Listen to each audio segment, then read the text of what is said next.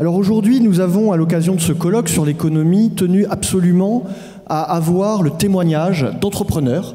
Nous avons eu des universitaires, des théoriciens, des consultants, des gens qui ont un regard un peu distancié sur la sphère économique, sa place dans notre monde. Il était impératif pour nous d'avoir le témoignage direct à travers des parcours, à travers des anecdotes d'entrepreneurs. Comment peut-on être un entrepreneur enraciné ? Peut-on proposer un produit et un service enraciné, français, européen aujourd'hui, quand on sait la tension qu'il y a et la concurrence qu'il y a sur les marchés? Et donc, nous allons accueillir 3 entrepreneurs que je vous demande d'applaudir très chaleureusement lorsqu'ils monteront sur scène. Elisabeth Lefebvre. Alors, Elisabeth Lefebvre a fondé de nombreux magazines que vous connaissez. Vous avez tous eu dans les mains Biba, Atmosphère, Maison Côté Sud, Maison Côté Ouest, et j'en passe. C'est une dizaine de magazines qu'elle a fondés, qu'elle a dirigés, qu'elle a imaginés, avec cette envie, finalement, dans ces magazines... Attends, Elisabeth, j'enlève mon cahier, voilà. On peut l'applaudir.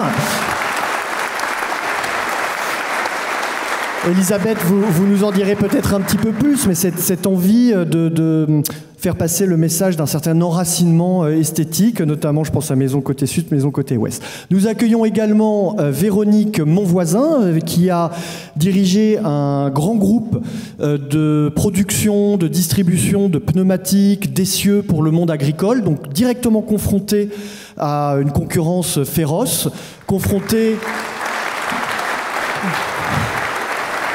à un certain nombre de problématiques, celle de la délocalisation, celle de l'embauche, celle du maintien de l'emploi en France, celle du maintien d'un savoir-faire en France. Et nous accueillons également Charles Becbédé, qui a beaucoup de cartes, de cordes à son arc. Je crois qu'on peut dire que vous avez été connu au moment où vous dirigiez Poweo, peut-être avant, au moment de la libéralisation du marché de l'énergie. Et puis ensuite, vous avez eu votre carrière d'entrepreneur, d'investisseur. Aujourd'hui, vous avez lancé avec votre frère la vodka Filtre. Vous êtes à la tête d'un fonds d'investissement donc dans l'énergie, enfin dans les technologies quantiques, excusez-moi. Donc un investisseur, un entrepreneur. Merci d'être avec nous. Et je vais tout d'abord... Est-ce que chacun a un micro ? Est-ce que, Elisabeth, votre micro marche ? Bonjour, ça marche. Ça marche bien. Ça marche. Voilà, donc j'ai été très rapide, très succinct pour vous accueillir sur scène. Je vais laisser la parole à Véronique, peut-être en premier. J'ai parlé d'essieux, de pneumatiques. C'est pas forcément l'univers le plus sexy qu'on pouvait présenter, je sais pas. C'est sexy peut-être les pneus. Oui, tu veux dire de présenter des entreprises ou plutôt ma démarche ? En 2 mots, quelle était votre activité, Véronique ? En fait, nous travaillons dans 3 secteurs essentiellement. Le secteur de la distribution à travers des stations de revente de pneumatiques. Nous appartenons à un réseau d'indépendants nationaux. D'autre part, une société industrielle où nous fabriquons des essieux à usage agricole et industriel. Et d'autre part, une société grossiste qui distribue un ensemble de composantes, dont des pneumatiques qui sont ronds, noirs et sales. Et donc, au cours de ce développement de cette entreprise, donc un grand groupe, je crois que vous êtes monté jusqu'à 700 salariés, 800 salariés ? Non, on est un petit peu moins, on est la moitié. La moitié, au global, pardon, les informations 350. sont inexactes, excusez-moi. Voilà, et donc, cumulé, actuellement, on attend un chiffre d'affaires de 130 millions. Et je tiens à souligner, parce qu'on va aborder le sujet, là, tout à l'heure, je pense, sur les entreprises, la tendance quand même générale, et Marx avait peut-être raison, c'est la baisse tendancielle des taux de profit. C'est-à-dire que vos bénéfices baissent, la marge baisse, vous ne pouvez pas investir ? On a beau investir, mais la marge a tendance à baisser chaque année. On le compense, par exemple, dans certains secteurs par du service. Mais il y a une concurrence internationale. On n'est pas sur le marché uniquement local. Donc c'est vrai qu'on est dans le localisme, mais nous sommes très ouverts à l'exportation et aussi aux importations. Et donc, on est vraiment une concurrence française, mais je dirais plus européenne et mondiale. Et donc, est-ce que vous vous êtes retrouvé face à une certaine adversité, justement, dans cette concurrence? Est-ce qu'à un moment, vous avez pensé que le groupe pouvait s'affaiblir, mourir? Oui, tout à fait. Et donc, on a un cas, hein, ça va peut-être vous faire hurler, mais nous avons été obligés, pour maintenir notre outil industriel, d'investir en Chine. Donc, ça fait déjà une quinzaine d'années. Et cette usine nous fournit des composantes, donc on est 100% indépendant. Hein, on n'est pas propriétaire des terrains en Chine, mais on est propriétaire du reste, sans être associé à une entreprise chinoise. Et donc ça nous a permis d'avoir des composantes à des prix qui nous permettent de nous placer, et encore difficilement, sur le marché français. Et pourquoi ? Parce que tous nos collègues qui fabriquaient, qui étaient dans ce métier industriel de la sidérurgie, métallurgie, pardon, eh bien, ont disparu ou ont été rachetés par des capitaux étrangers et donc qui mettent des sommes d'argent, qui ont des volumes, et donc c'est toute la logique de l'entreprise industrielle. Et donc, grâce à cet investissement, et nos collaborateurs en sont tout à fait conscients, eh bien, on a pu maintenir l'emploi. Et quand je dis l'emploi, c'est pas seulement nos salariés, c'est leur famille. Hein, parce qu'il ne faut pas oublier que quand vous embauchez une personne, vous vous assumez. Dès que vous en embauchez une deuxième, vous assumez une deuxième personne et une deuxième famille, etc. Hein, donc un choix assumé, et voilà, avec beaucoup de conviction. Regretté, mais assumé. Et je crois même que des entreprises, même dans le secteur industriel ou autre, il y a eu l'exemple des petites boîtes à histoire Luni. Je ne sais pas si vous avez des enfants, je vous encourage, c'est assez sympathique. Ce sont des petites boîtes à musique sur lesquelles on peut programmer des histoires. Ils ont fait le même choix, à un moment, pour ne pas mourir face à la concurrence, d'avoir des pièces chinoises. Et il y a un an, ils ont relocalisé la production en ayant passé, on va dire, un mauvais moment, un mauvais grain de mer. Est-ce que vous pensez que votre activité pourrait être relocalisée un jour ? Alors actuellement, on a une réflexion sur ce sujet-là. Je ne travaille plus dans l'entreprise, hein, j'ai arrêté de travailler depuis un an. Mais effectivement, on a une réflexion dans ce sens-là. On n'y est pas rendu. C'est vrai qu'on peut pas rapatrier les capitaux de Chine. Ah, ça, c'est un point réel. Mais bon, on le sait quand on assume, hein, quand on fait un choix. Et donc, plus peut-être de s'établir dans des pays européens, mais bien sûr à bas coût de main-d'œuvre, comme la Roumanie, par exemple, ou la Bulgarie. Est-ce que vous ne pensez pas que, en fait, c'est la fiscalité française qui nuit à la relocalisation des entreprises, alors là, ou en tout cas qui les fait partir? Parce que c'est ça les Vous abordez un vaste sujet. Hein. Il est clair, hein, que la fiscalité, elle joue à deux niveaux principaux, à mon avis. Un, c'est que c'est la superposition des couches d'impôts en France. En France, on a quand même une taxe, la CVAE, je crois, qui est sur la création de valeur. Alors qu'une entreprise, elle est là pour créer de la valeur. Donc c'est malgré tout une philosophie de nos politiques, des hommes qui nous dirigent. Exactement. Et d'autre part, il y a les taxes sur la transmission des entreprises. Et pour moi, c'est la pire. Hein, parce que donc, moi, je suis à la deuxième génération. J'ai 5 frères et sœurs. Donc, on était 8 actionnaires avec mes parents qui sont décédés. J'ai 17 neveux et nièces. Donc, ça fait que nous sommes 17 et 6, 23 actionnaires. Et aujourd'hui, j'ai 40 petits-neveux et nièces. Et donc, nous, c'est très important, dans notre entreprise, c'est la pérennité, c'est de transmettre, de créer peut-être une forme d'empire, hein, ça peut être un désir légitime. Et donc, si vous ne préparez pas votre succession, et c'est le cas de nombreuses entreprises françaises, hein, je peux citer les Galettes Saint-Michel, mais il y a de nombreux, dans la région nantaise, mais il y a bien d'autres exemples. Eh bien, les actionnaires, c'est-à-dire les neveux, les nièces, les enfants, ne peuvent pas forcément, par leurs revenus, payer les droits de succession. Ils sont amenés à vendre, et donc, ou ça part, ou ça ferme, hein, ou l'entreprise ferme, ou elle part à l'étranger, ce qui est souvent le cas. Charles Becbédé, ça m'intéresse également, on rentre dans le vif du sujet, parce que ici, autour de cette table, nous avons des entrepreneurs qui ont la patrie chevillée au corps, notre identité européenne chevillée au corps, et qui sont dans le grand bain de l'entreprise, de la concurrence.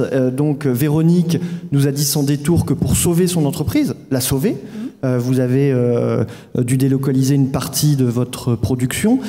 Charles Becbédé, est-ce que parmi vos nombreuses entreprises, vous avez été confronté au même défi, au même dilemme ? Non, je dirais que, en fait, j'ai trouvé une autre solution, moi. Je sais qu'il est difficile de vendre, et donc il faut toujours avoir un produit différent des autres, extrêmement différent. Alors, soit par la technologie, soit par l'innovation technologique, soit par le marketing, le haut de gamme, donc en s'appuyant d'ailleurs sur notre civilisation, sur notre art de vivre, et nous avons la chance en France d'en avoir un des plus beaux au monde. Donc toujours trouver quelque chose qui n'existe pas. Identifier en fait les déficits d'offres avant de créer une entreprise, je pense, parce que moi c'est mon cas, je suis un créateur d'entreprise. Donc je réfléchis bien au marché, j'essaye de voir les forces en présence et d'identifier finalement des choses qui n'existent pas et qui peuvent exister ailleurs ou que la technologie permet de rendre possible, et d'inventer un nouveau produit, un nouveau service, qui sera unique. Et donc je me retrouve en monopole. Et du coup, ou en duopole, mais face à un EDF, en l'occurrence, disons que c'était du monopole. Et donc à ce moment-là, on est le seul à vendre son service, son bien, son produit, et du coup, on peut en déterminer le prix plus aisément et avoir une bonne marge. Et je pense que c'est ça aussi. On est en France, en Europe, il y a des coûts. Il y a des coûts de structure, il y a des prélèvements obligatoires qui sont débiles, ok, mais c'est une donnée.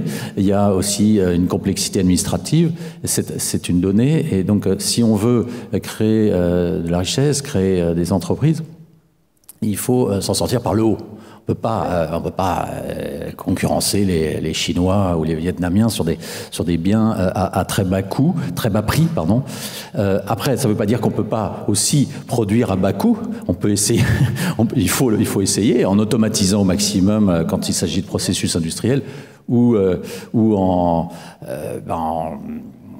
investissant dans le marketing, dans la marque, pour justifier un prix de vente élevé, mais il faut sortir par le haut. Sinon, on est mort. Donc, c'est ça la réponse. Donc après, ça permet de créer des entreprises. Donc j'ai créé des entreprises dans différents domaines, dans les services financiers, dans l'énergie, plus récemment, en effet, dans les spiritueux avec mon frère Frédéric, une vodka française, très haut de gamme, ultra premium, comme on dit, bio, avec des bouteilles faites avec du verre recyclé en Italie, et on la vend très cher.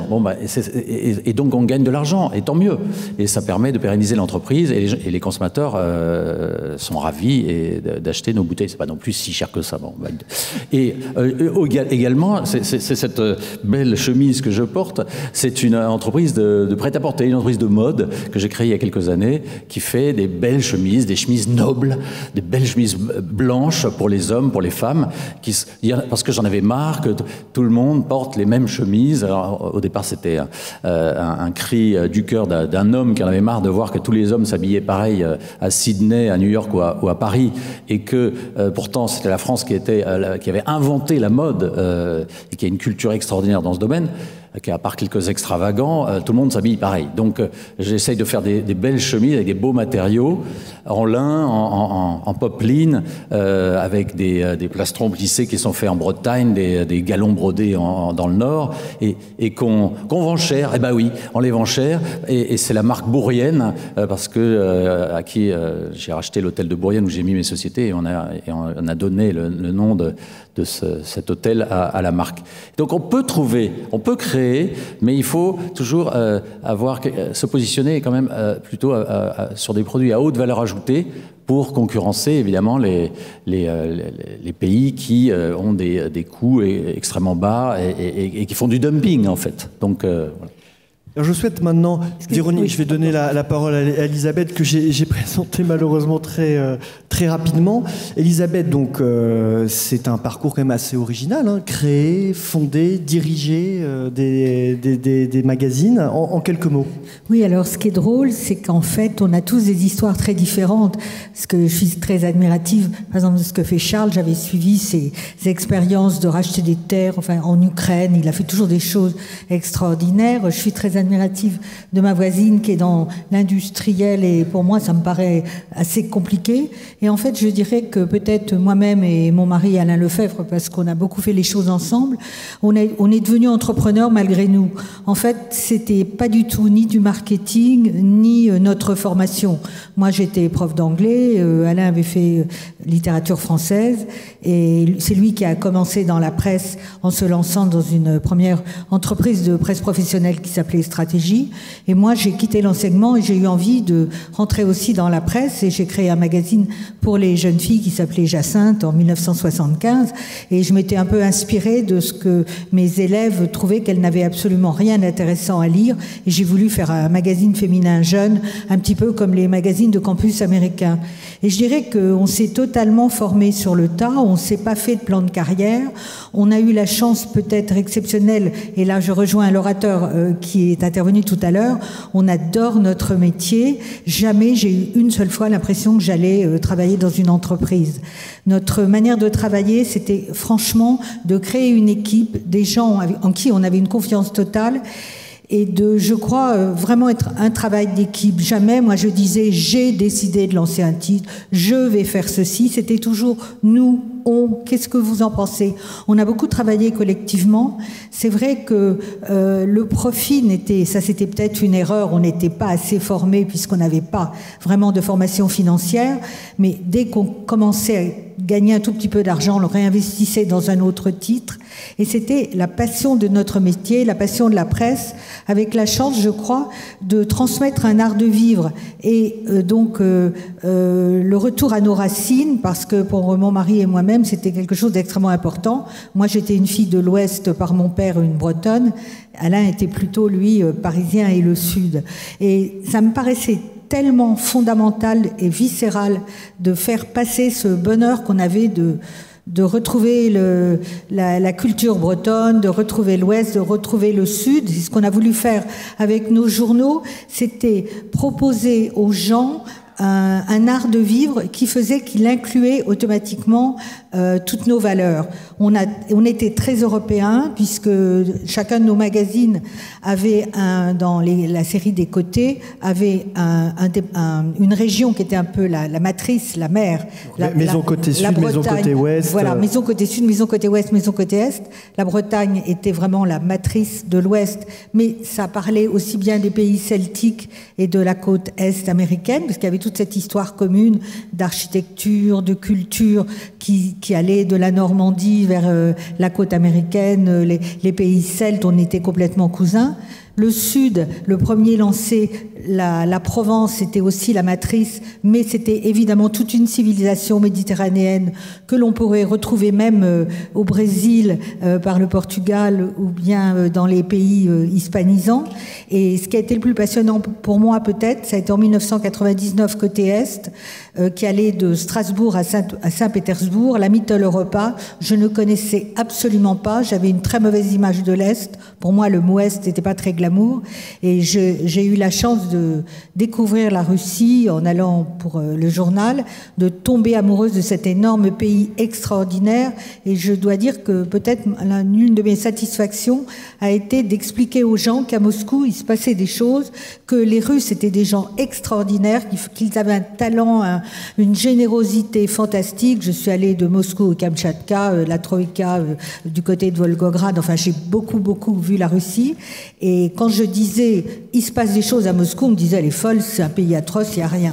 Donc voilà, on a essayé un petit peu de manière inconsciente de transmettre notre passion pour un art de vivre qui retrouvait les racines. Ce qui vous rapproche beaucoup de Charles Beigbeder, avec sa vodka, avec ses chemises, finalement c'est un de vos moteurs, c'est celui d'un style, d'un savoir-être, d'un savoir-faire.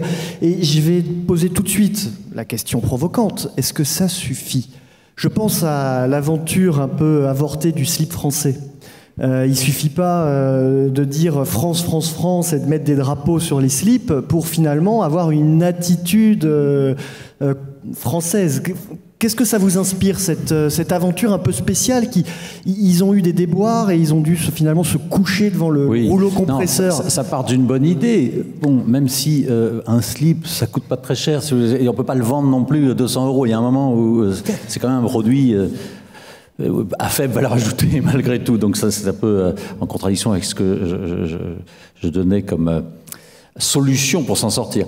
Donc il y a peut-être une erreur de business model dès le départ. En plus, ils se sont en effet, suite à une petite crise de communication, ils ont un peu perdu leur âme et ils ont nié un peu leur ADN qui peut-être était à l'origine de la société. En revanche, je pense à Chaussette Rouge, qui est beaucoup plus intéressant et qui est un entrepreneur tiberghien, là, j'ai oublié son prénom, mais qui a passé un accord avec ce fabricant de chaussettes pour cardinaux à Rome et qui les vend dans le monde entier et qui cartonne. C'est une très très belle entreprise sur un produit un peu simple au départ, mais pas du tout en fait. Et ils ont près de 500 modèles de chaussettes qu'ils vendent dans le monde entier. Ça fait déjà plusieurs millions d'euros de chiffre d'affaires. C'est rentable. Donc là, on a un exemple de réussite qui s'appuie sur l'art de vivre européen, sur notre culture, qui est d'une richesse immense,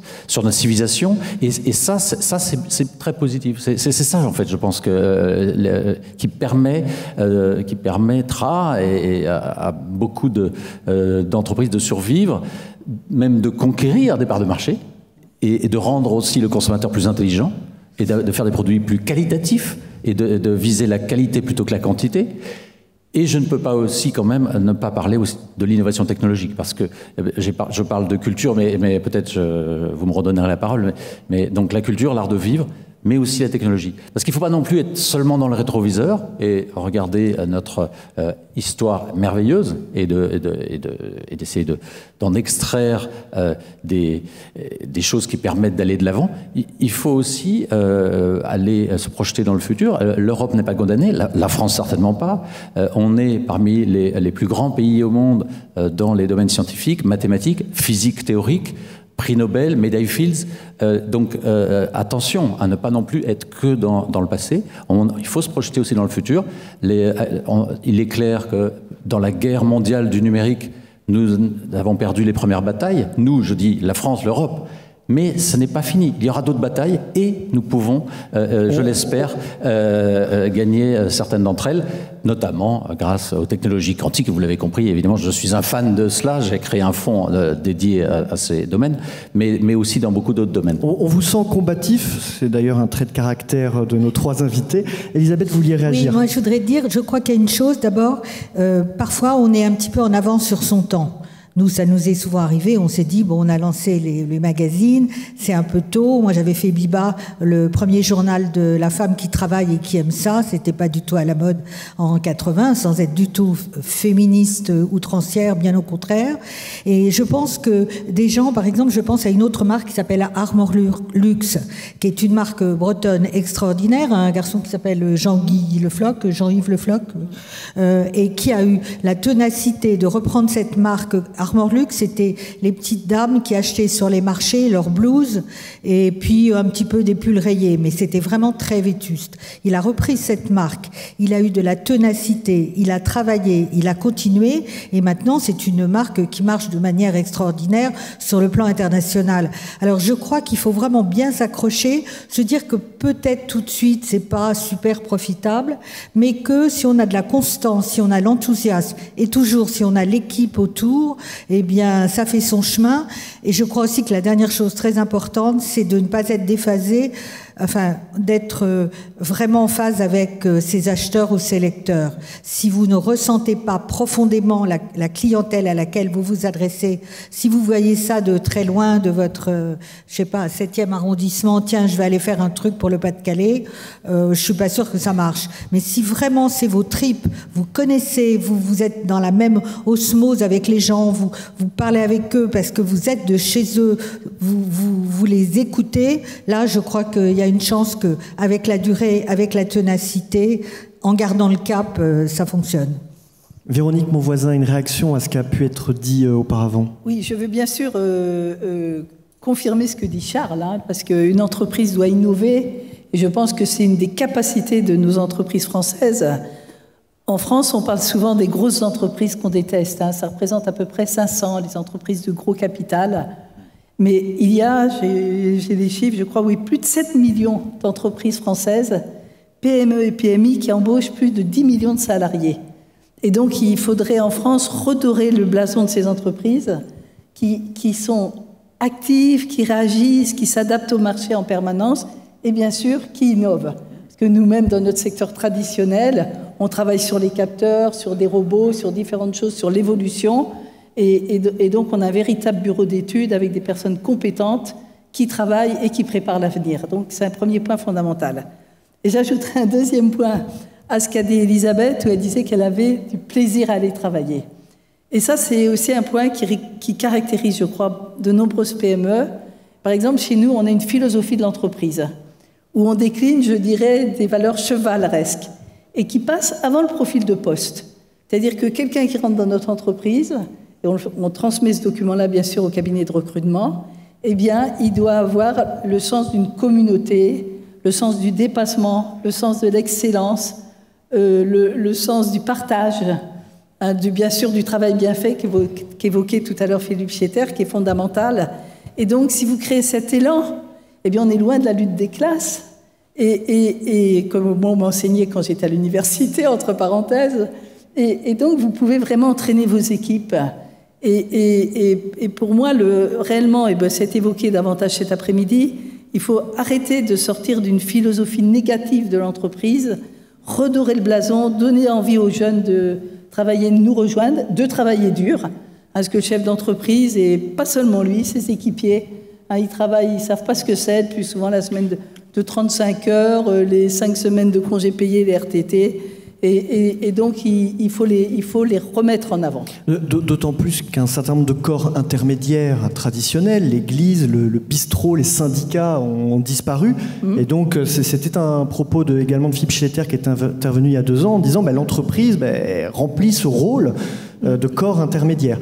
Ceci dit, est-ce qu'on n'est pas cette aventure collective que vous décrivez très bien avec beaucoup d'enthousiasme, elle est peut-être et certainement possible dans les PME, mais est-ce que les salariés français ne sont pas aujourd'hui plutôt confrontés à une sorte d'aliénation des grands groupes avec les bullshit jobs qui se multiplient de plus en plus?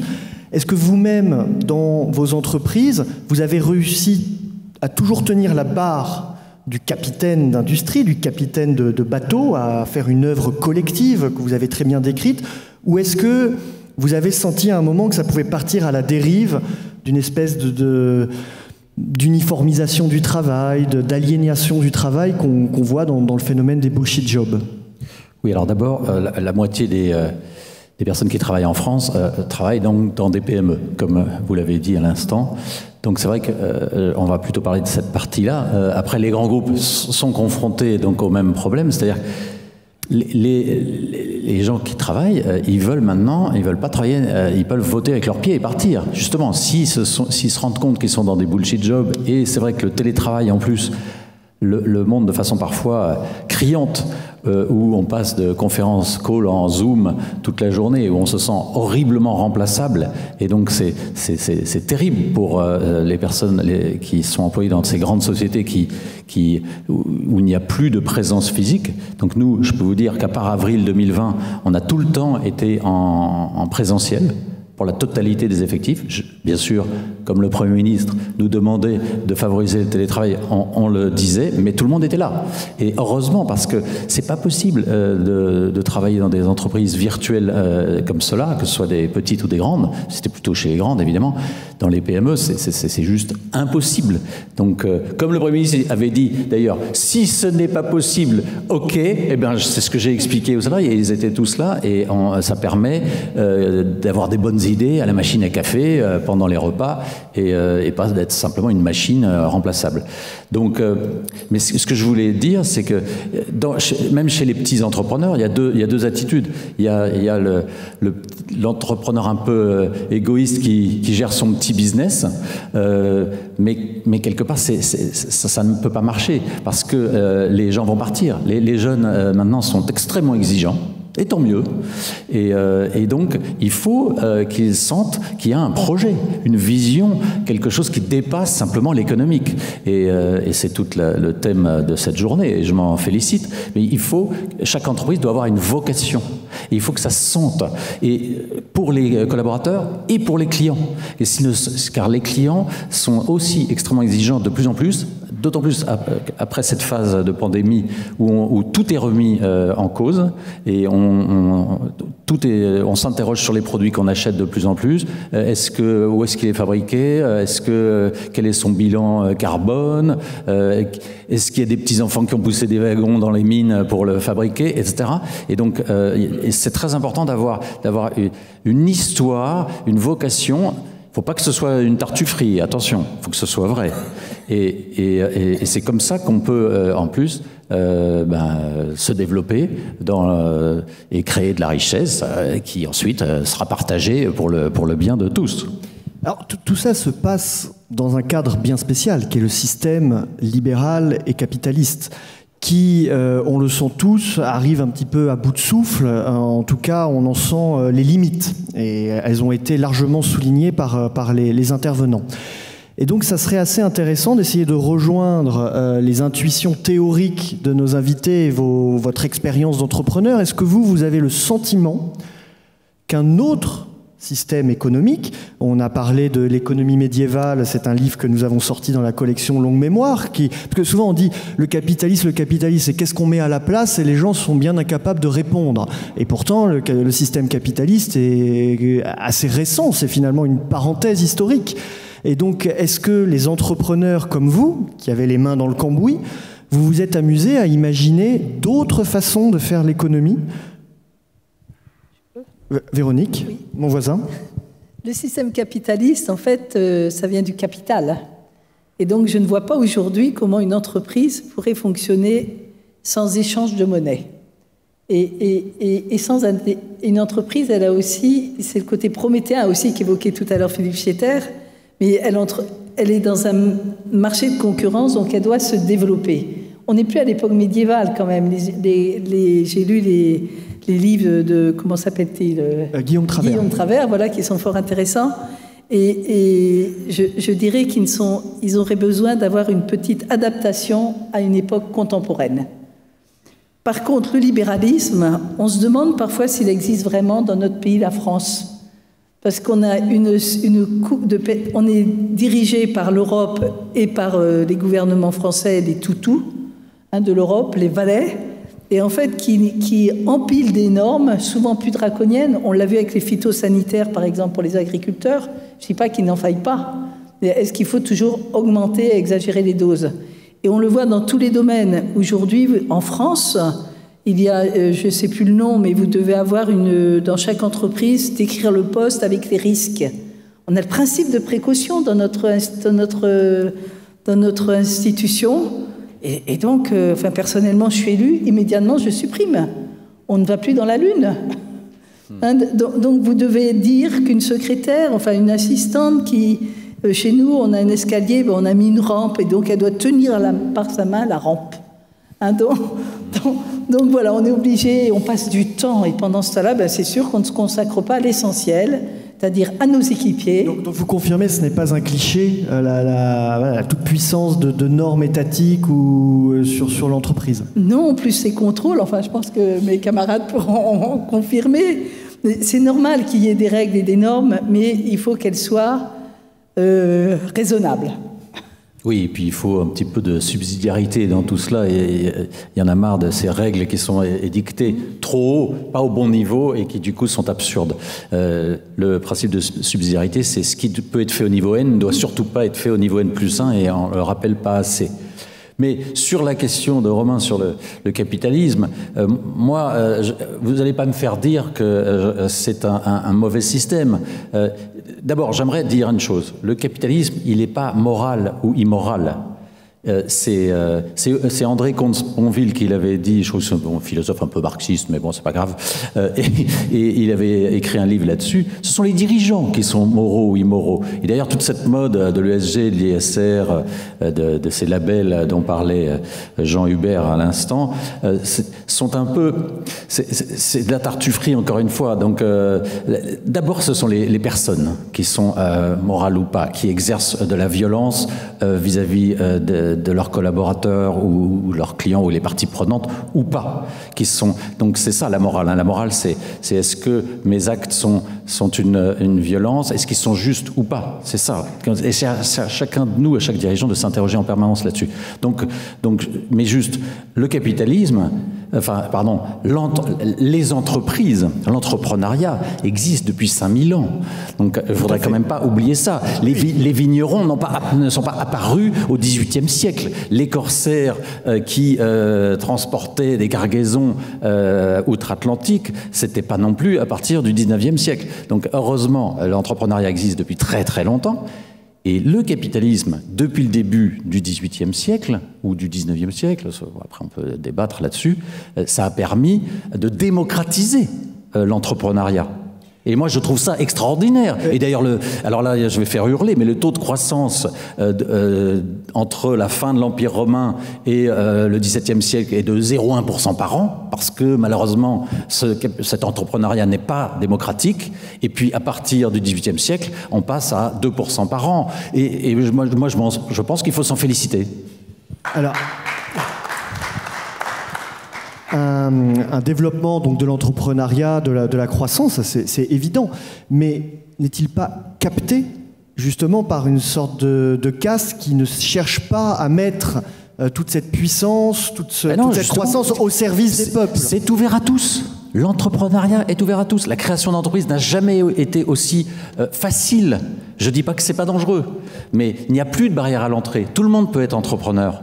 Il n'y a pas besoin d'être un génie. Après, je ne dis pas que c'est un long fleuve tranquille, mais c'est un énorme changement, c'est un phénomène de société. Les Français n'ont jamais été aussi entrepreneurs. On est le pays, la nation où il y a le plus d'entrepreneurs pour 1000 habitants en Europe, et probablement dans le monde, devant les Américains. Donc arrêtons de s'auto-flageller. Elisabeth Lefebvre. Moi, je pense aussi qu'il y a un choix personnel là aussi. Parce que quand vous devez revendre votre entreprise ou quand vous n'avez pas assez de capital personnel, bien sûr, et que vous devez faire face à la croissance, il faut que vous recherchiez des partenaires.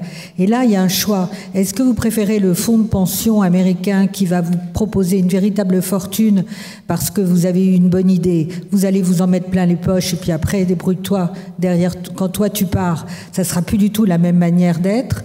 Moi, je pense que dans le choix de ces partenaires, il y a quand même la possibilité de garder un système d'entreprise. Si on a affaire à une autre entreprise familiale qui va vous racheter les parts, si on donne peut-être accès aux salariés pour qu'eux-mêmes soient partie prenante, c'est un choix personnel. Et le capitalisme peut être un peu sauvage quand à tout prix on veut se faire de l'argent. Ça me fait penser à la personne qui revend son château et puis elle se dit je vais aller lotir le parc, tant pis pour le prochain, on s'en fout. Mon terrain, une partie est à bâtir et je vais mettre 50 pavillons au pied du château et tant pis pour le type qui le rachète derrière. Je pense qu'il faut quand même avoir en vue la survie de l'entreprise. Personnellement, mon mari et moi-même, nous avons complètement été contre la transmission familiale, contrairement à vous, parce que je pense que dans nos métiers de journalisme, de créativité, on peut avoir des enfants formidables, mais ils seront toujours le fils du patron. Je trouve que c'est une situation extrêmement malsaine et désagréable et qui n'auront pas les mêmes qualités. Ils seront peut-être beaucoup mieux dans d'autres choses. Donc il faut penser à la transmission. Et là, il y a véritablement une philosophie du choix des nouveaux partenaires. Oui, en fait, ce que vous dites, c'est qu'il faudrait réinscrire les principes du capitalisme dans le temps long et ne pas faire, par exemple, comme les propriétaires de vignobles dans le Bordelais qui vendent, en fait, sans se soucier du lendemain aux Chinois. Et on pourrait donner 1000 exemples, je crois, en France. Alors justement, quelle perspective pour l'économie française et européenne? Quelle perspective pour les entrepreneurs? Est-ce que tout à l'heure, dans les coulisses, vous me disiez que les choses s'étaient améliorées, c'est-à-dire qu'il était plus facile d'entreprendre, plus facile de parler justement de vendre des produits et des services enracinés qu'il y a 20 ans. Est-ce que c'est une tendance lourde et vers quoi, selon vous, parce qu'on peut s'amuser au jeu de la prospective, vers quoi se dirige-t-on pour les entrepreneurs français et européens? Charles, vous qui êtes un investisseur, vous essayez d'avoir un coup d'avance. Non, mais c'est ce dont on parlait. Je pense que c'est plus qu'une mode. J'espère que ce n'est pas qu'une mode, mais on sent bien que les Français, les Européens, ils veulent des produits plus authentiques, plus vrais, plus qualitatifs, et que forcément toujours le moins disant, le moins cher. Évidemment, ça nécessite un certain pouvoir d'achat, mais donc c'est une chance pour les entrepreneurs européens parce que puisque nous avons cette base de coûts élevés, ces prélèvements obligatoires, cet état-providence, et je pense qu'on peut s'en féliciter dans une certaine mesure, même s'il est sans doute extrêmement mal géré et obèse, et donc il mériterait une petite cure d'amaigrissement, mais bien... En tout cas, on a cette base de coûts qui est très supérieure à celle d'autres pays continents, et donc il faut sortir par le haut. Et je me réjouis de cette prise de conscience vers les produits plus locaux, vers les produits plus bio, plus naturels, et puis aussi cette prise de conscience que nous avons aussi encore une histoire à écrire dans les hautes technologies. Et qu'on n'est pas condamné à être des vassaux de la Silicon Valley et d'être racketté sur chaque chose qu'on achète sur Internet, parce que c'est actuellement le cas. Hein. Donc, notamment dans le cloud, 90% des services de cloud, c'est peut-être un mot qui vous paraît barbare, mais toutes nos données sont sur le cloud et elles sont détenues par 4 groupes américains qui valent 8 000 milliards de dollars ensemble. Donc, c'est-à-dire 4 fois le PIB français. Donc, on a un petit problème de vassalisation, mais ce n'est pas condamné. Donc, j'invite tout le monde à se réveiller et on peut imaginer des acteurs français, européens, qui vont déloger cet oligopole qui est insupportable. Donc voilà les perspectives. Alors dans la même veine, il y a l'exemple de Galileo, qui a dû s'aligner sur le protocole américain qui était 2 fois moins précis pour des raisons politiques. Et donc ça rejoint un petit peu le thème de la journée. Quelle place pour l'économique face aux politiques? Et ça m'intéresserait de savoir si dans votre aventure entrepreneuriale, vous avez été confronté à des choix politiques. Typiquement, Galileo pourrait être le protocole utilisé aujourd'hui par tous les Européens plutôt que GPS, mais il nous a manqué de volonté politique. Il me semble également qu'il y a 10 ou 15 ans, on aurait pu faire les transactions du pétrole en euros, et on s'est écrasé, et on a laissé le dollar. Est-ce que vous, dans votre parcours industriel, entrepreneurial, vous avez été confronté à cette barrière politique qui fait que vous savez où vous voulez aller, vous avez de la puissance, de la croissance, mais les choix politiques vous empêchent, ou là, le manque de volonté politique vous empêche? Véronique Monvoisin. Concrètement, nous, non. Je ne peux pas dire qu'on était confrontés, mais tu abordes un point fondamental, c'est-à-dire qu'on demande à l'économie, aux entreprises de tout assumer. Et en fait, c'est aux politiques de fixer des règles, de fixer des priorités, de fixer des secteurs stratégiques, comme De Gaulle avait su le faire. Hein, mais à l'époque, on avait des barrières douanières et on n'était pas dépendant on avait notre souveraineté politique. Et je crois qu'il est fondamental aujourd'hui, avec la reconstitution de blocs, comme par exemple autour de la Chine, de l'Inde, de la Russie, et ils ont raison de vouloir se défaire du dollar, que nous devons, au sein d'une Europe, retraduire cette volonté et cette dynamique. Donc c'est avoir une Europe qui va orienter, mais qui après va laisser gérer par les entreprises. Il y a l'exemple de Coléoptère, je ne sais plus c'est exactement, pour les hélicoptères, comment ça s'appelle? Eurocoptère.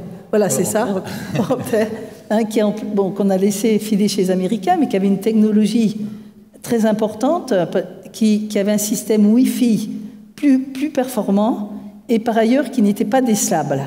Eh bien, on l'a laissé filer. Et ça, c'est le rôle des politiques. Tragique. Ouais. Et nos entreprises, elles ne peuvent rien faire toutes seules face à ça. Enfin, mon point de vue. Moi, j'ai envie d'élargir. Donc je suis en permanence en train de lever des fonds pour mes différents véhicules d'investissement et pour ensuite les déployer dans des entreprises, technologiques ou pas. Et donc il m'arrive d'avoir des réunions, là, en remote, enfin en online avec, je sais plus parler français, en distanciel, voilà, avec des Américains, des investisseurs américains. Et je vois bien qu'ils nous voient quand même comme, ça commence à être un peu comme un pays sous-développé. Donc, oui, et ça m'ennuie. Et donc, c'est mauvais pour le business. Donc, je pense qu'il y a quand même une chose où il va falloir quand même qu'on se réveille, c'est que on peut pas être un grand continent, une grande nation, sans recréer de la confiance. Et la confiance, ça nécessite de rétablir l'ordre. Donc, c'est pour ça que l'économique, bien sûr, c'est important, mais l'économique, quelque part, ne peut pas fonctionner sans régler le problème politique. Et donc, il va falloir que l'Europe remette les choses en ordre et que la France, qui est le grand homme malade de l'Europe, remette son économie, bien sûr, mais surtout sa sécurité, et immatérielle et matérielle, en ordre. Et donc, je pense que vous êtes tous sensibles à ce sujet et je crois qu'on ne retrouvera jamais la vraie confiance qui permet une croissance durable sans passer par cette case rétablissement de l'ordre. Et donc, je crois que c'est ça le vrai sujet.